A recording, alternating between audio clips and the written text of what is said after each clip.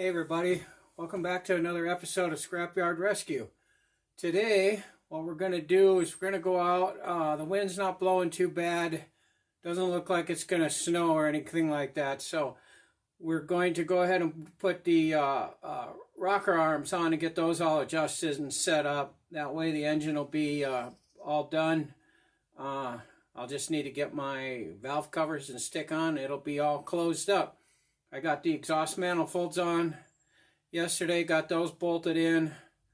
Got the distributor cleaned up, water pump, all that stuff put on yesterday, so that's all good. So that's what we're going to do today. We'll get started here in a couple of minutes. I would like to first say to go ahead and subscribe to my channel. Hit the thumbs up if you like the videos, and hit the notification bell, and then every time I get a video up, you'll be able to see it, or it'll let you know that it's there. I would appreciate the subscribers though. I'm still shooting for my 100 subscribers. We're going to be doing a lot of videos coming up here now on this car. Things are kind of starting to come together on it, so it won't be too much longer, and we're going to get this thing at least running. So anyways, we'll get started here in a few minutes. I want to thank you in advance for watching the video. Subscribe, thumbs up, little notification bell, and we'll be all set. So let's get started. All right, well, let's get started on this. Get the push rods all put back in.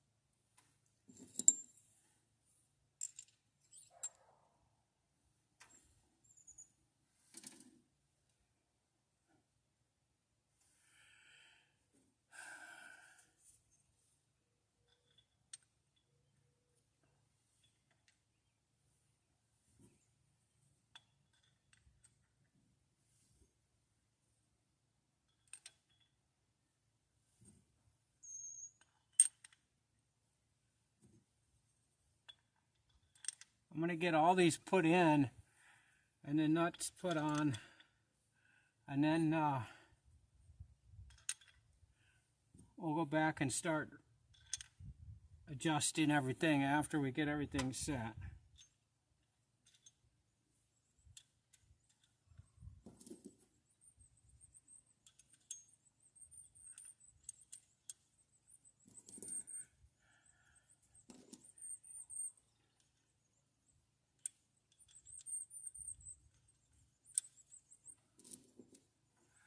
I got to keep looking up to check my camera. It has a tendency to shut itself off all the time when it feels like it.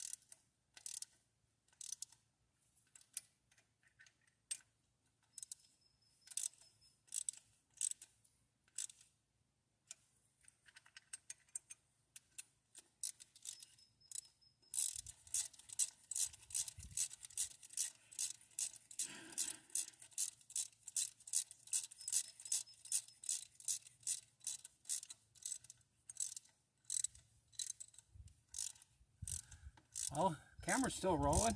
That's good. I downloaded a couple editing apps the other day. I've been working on playing with a little bit. If you saw the video I put up yesterday, you might see I did a couple, actually got some little different things in there. I was able to get my channel logo put up, and you know, some stuff. I was able to connect a couple of videos together. So I'm going to be doing some practicing with that, and hopefully I can get some nicer videos going here where they're not all jumbled up, and there's parts that look boring in the middle or something, I can delete them. And it's going to take me a while though. You could probably tell by just looking at me, I'm not a real computer savvy person. I actually hate them.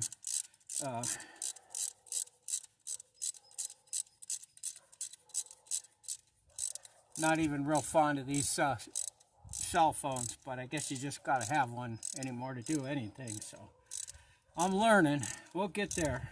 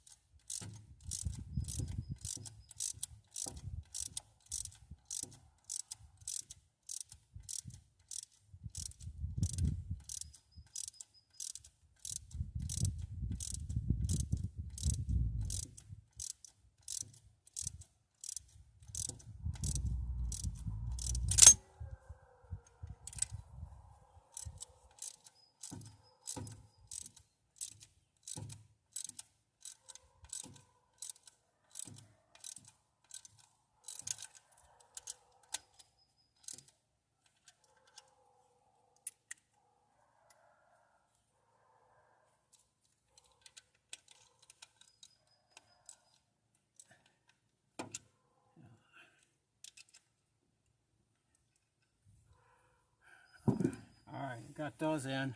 I'm going to have to go get a deep well socket, I guess.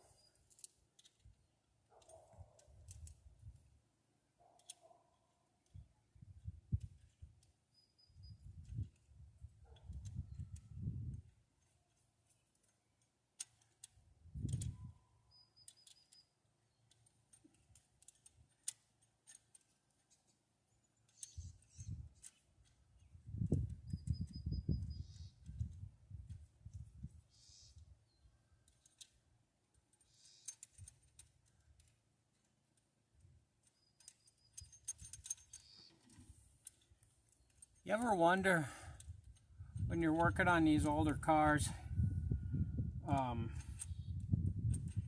just how they engineered all the stuff that's on them?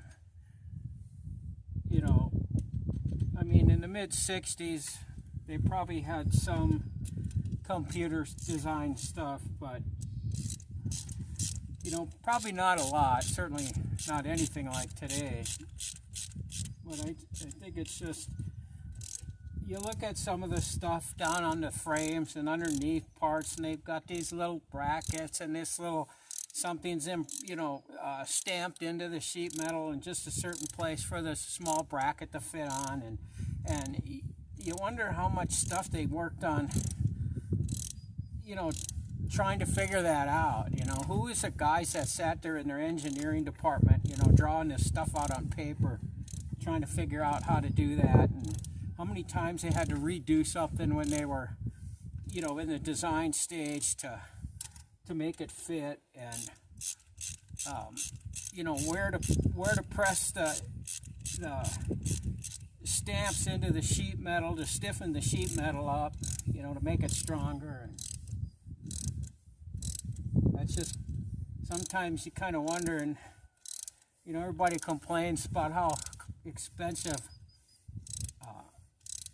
you know, car repairs and stuff are, but you know, there's a lot of stuff in a car. I mean, a lot of stuff. I can't even imagine. I wouldn't work on a new car anymore to save my soul. There's no way I could even understand it. Some of them, you can't even get spark plugs out of them. You know, there's no way you can do anything on them.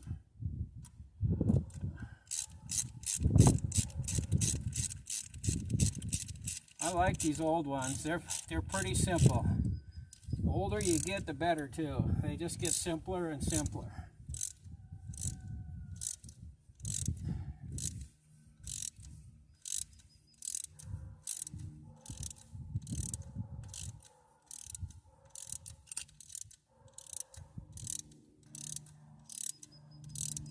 I got the distributor all cleaned up today, put back in here, get the points and stuff and put in it. I thought about, you know, converting it to an electronic ignition, and I just thought, you know, I'm not really gonna do any of that stuff. I really wanted to put a disc brake kit on the front, and then it's just too much money for a car like this. You can put disc brakes on here. Actually, all the early Ford stuff, like I've got a couple Pintos that have disc brakes on them, and the disc brakes off of the Pintos will fit right on these hubs. You just pull the wheel hub out, you stick the rotor on the spindle. All the spindles were the same. They didn't change the spindles on these cars from like the 50s all the way up into the 80s before they ever changed the spindles. So all that stuff just fits. When I pulled this thing out of the junkyard, it was missing the driver's side wheel hub and brake drum. There was nothing there. So I went out to my little parts Pinto out there. It's got disc brakes on it. I pulled the disc off, bearings and stuff out, brought it over, slid it on this car, bolted it up, stuck a Pinto tire on it, and hauled the thing up on the trailer. It worked just fine. And I was tempted to just pull the brakes off of that car and put on here. The only reason I don't want to do that is they're only 4-hole, you know, lug stuff, and I don't know. This is a lot heavier car than that Pinto, so I don't want to compromise the front brakes on it. That might be a little scary. They're just little 8-inch rotors, so it'd be, I don't know. That's a lot to try to slow a car this big down.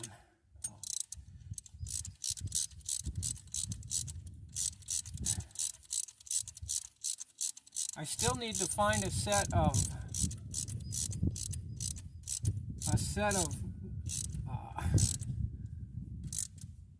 wheel spacers, adapters, I guess, not spacers, but adapters. I do want to put those custom wheels I've got that are 4-hole on this car.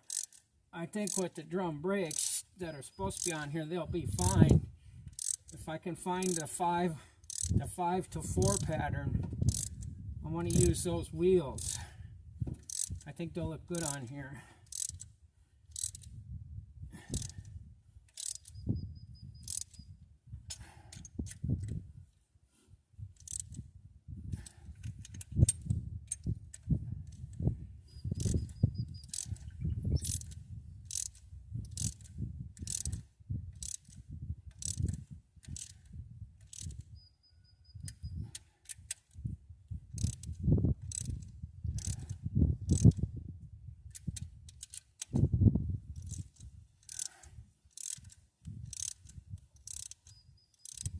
Wow, the sun's coming out. It's warming up. Can't believe it.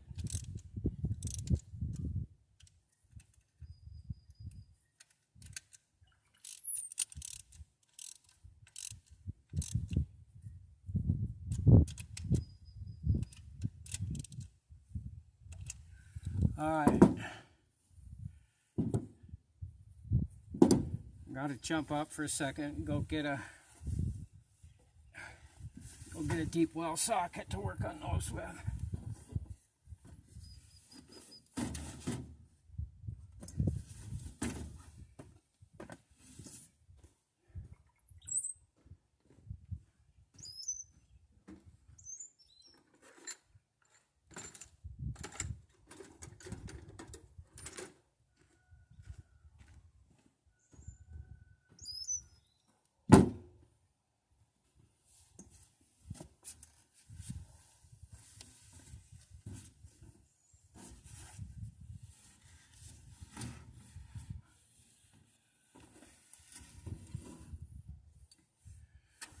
All right.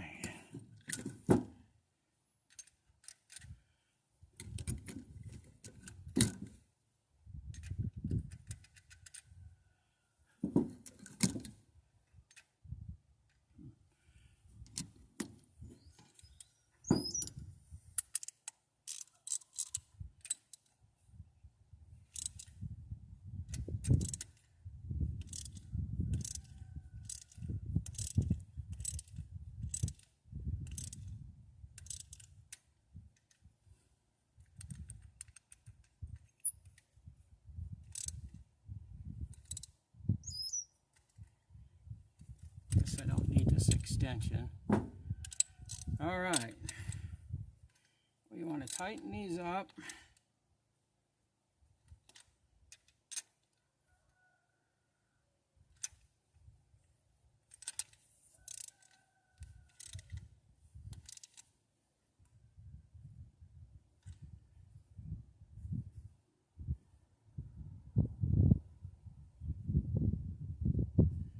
Okay. Book says to tighten them until you can just turn the push rods with your fingers. And then tighten them. I believe it said 1 1/4 more turns.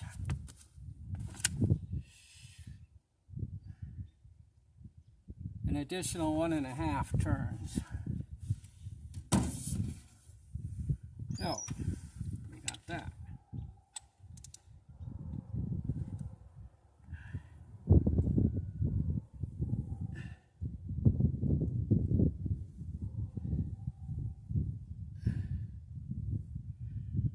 There's a 1/2 turn. Boy, those are getting tight. Oh, baby. There's 1 turn.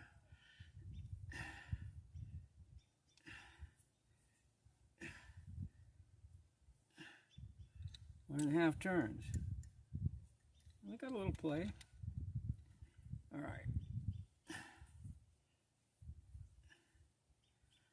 Half.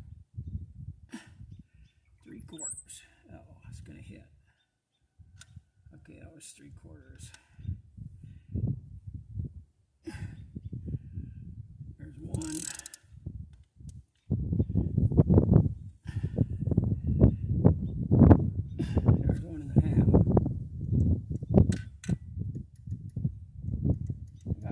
slack in them.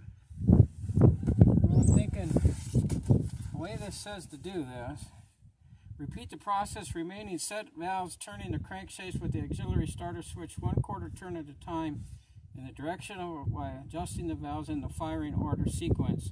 The firing order is 1, 5, 4, 2. So, okay. So this is 5 over here. Where's my wrench? Okay.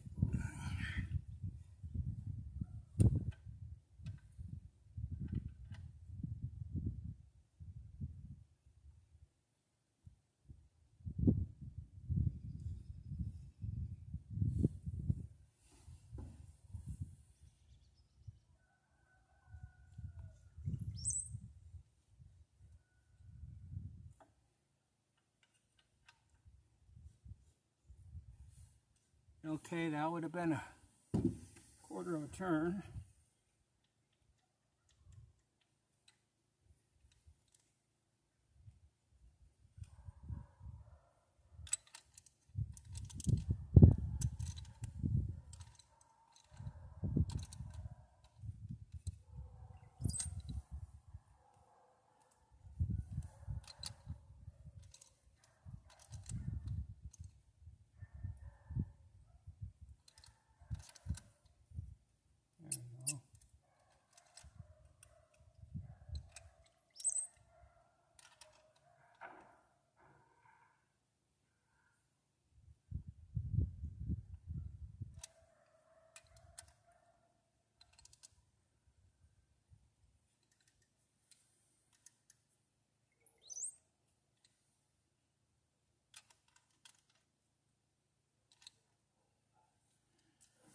Okay.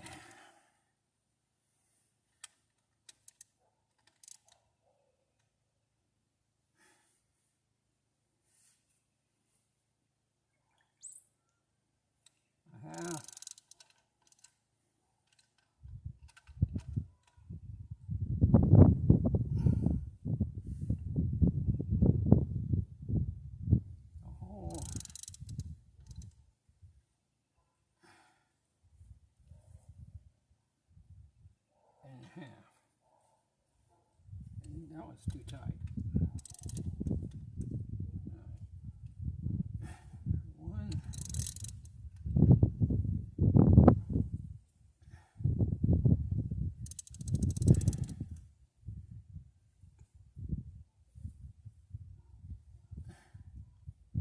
Okay. That one. 1, 5, 4 is back here. Okay. Now I got to turn this another 1/4 of a turn.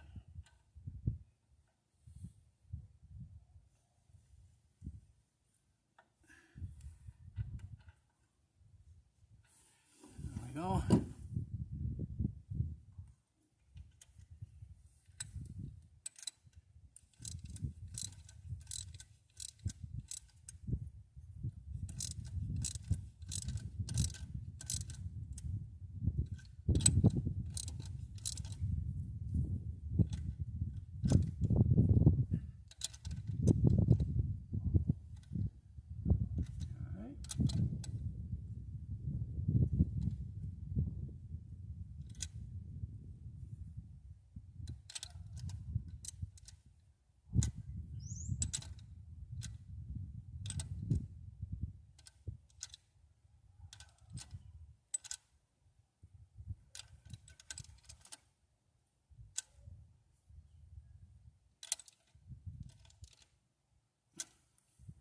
Okay, those sound good.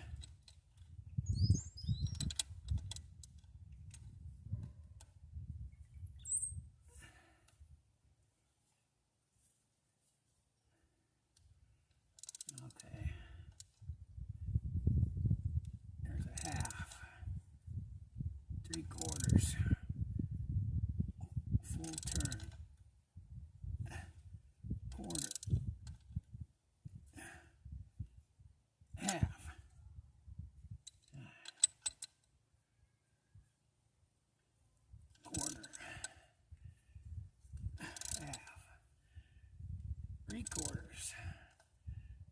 Full turn, quarter, a half.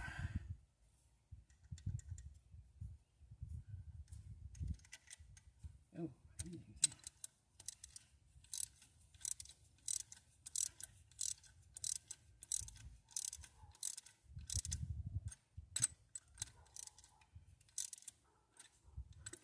okay. 1, 5, 4, 2. Where's 2? 2 here.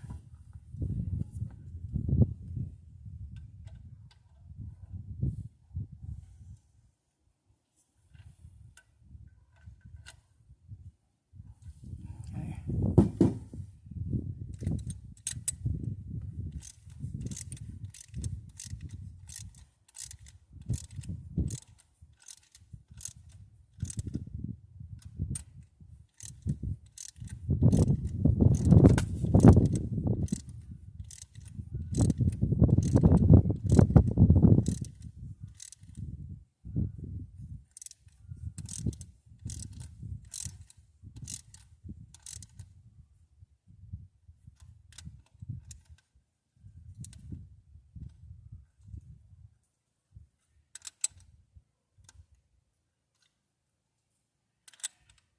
All right.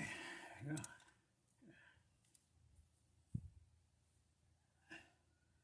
There's a half. Right in a hole. And a half.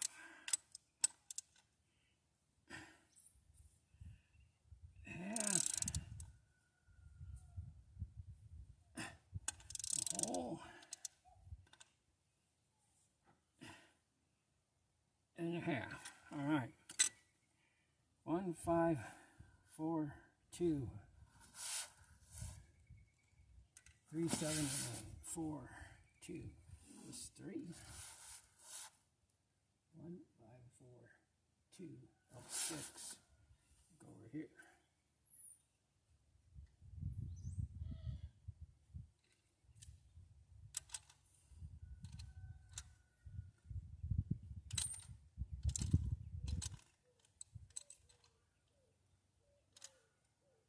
All right, those are good.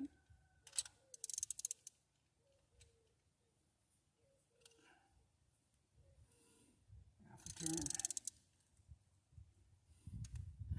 Whole turn. 1 1/2.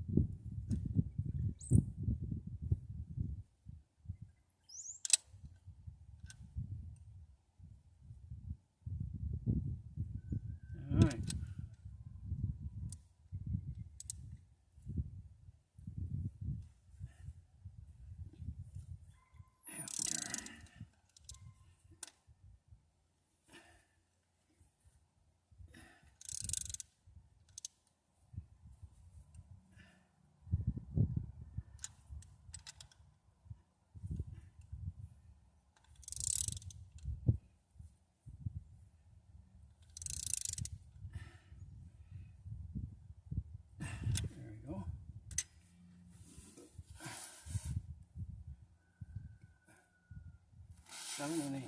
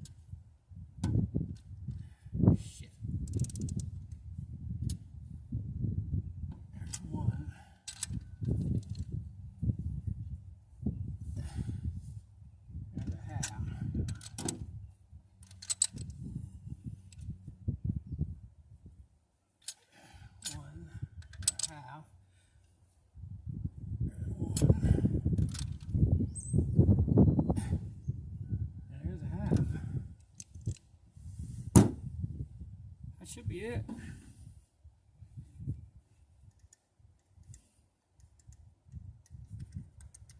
That one's kind of loose.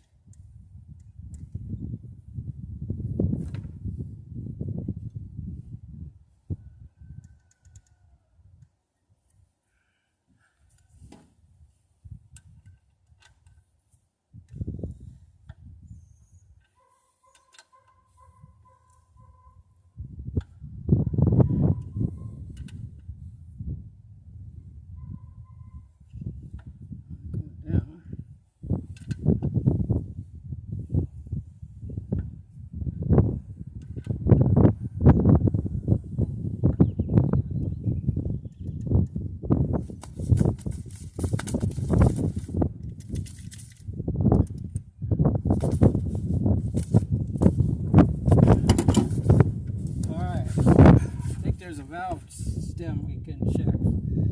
Final valve lash adjustment. For example, obtain a certain setting valve lash is 19 inch.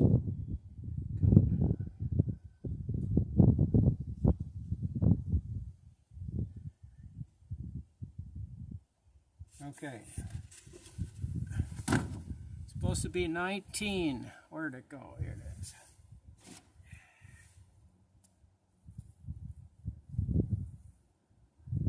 18.